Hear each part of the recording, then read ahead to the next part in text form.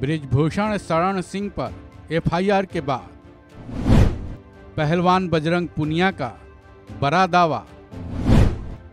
Delhi police ने काटे बिजली पानी के कनेक्शन। दिल्ली के जंतर मंतर पर पहलवानों का धरना जारी है। इस धरने को लेकर पहले दिल्ली पुलिस पर सवाल उठे, फिर सुप्रीम कोर्ट की हस्तक्षेप के बाद रेसलिंग फेडरेशन के अध्यक्ष बृजभूषण सिंह पर एफआईआर दर्ज हुई। लेकिन पहलवानों की मुश्किलें कम होती नहीं दिख रही हैं। इस धरने को खत्म कराने के लिए अब शायद एक नया पैंतरा खेला गया है। धरने पर बैठे पहलवान बजरंग पुनिया ने दावा किया है कि दिल्ली पुलिस ने धरना स्थल से बिजली पानी का कनेक्शन काट दिया है। पहलवान पुनिया का दावा है कि ऐसा इसलिए किया जा रहा है ताकि उन्हें परेशान किया जा सके और परेशानी में आकर इस धरने को खत्म कर दिया जाए।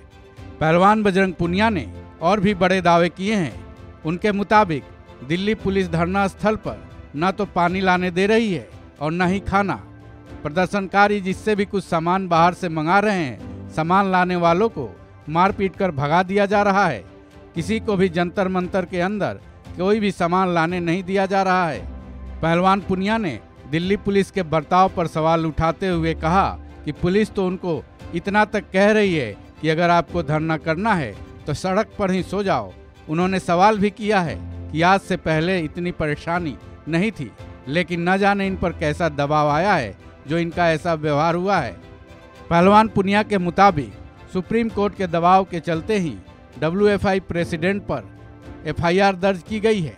अब जब तक हमें न्याय नहीं मिल जाता, हम लोगों का ये धरना यूं ही जारी रहेगा, चाहे पुलिस प्रशासन हम पर कितना भी अत्याचार क्यों नहीं कर ले।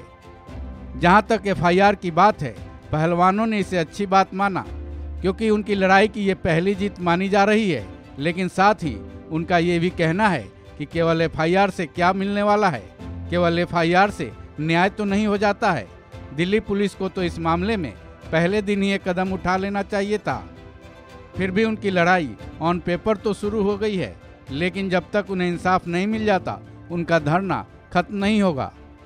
पहलवानों का ये कहना पूरी तरह से जायज़ है, क्योंकि केवल एफआईआर होना ही इंसाफ मिलना मान लिया जाता तो देश में कोर्ट कचहरी का क्या मतलब रह जाता।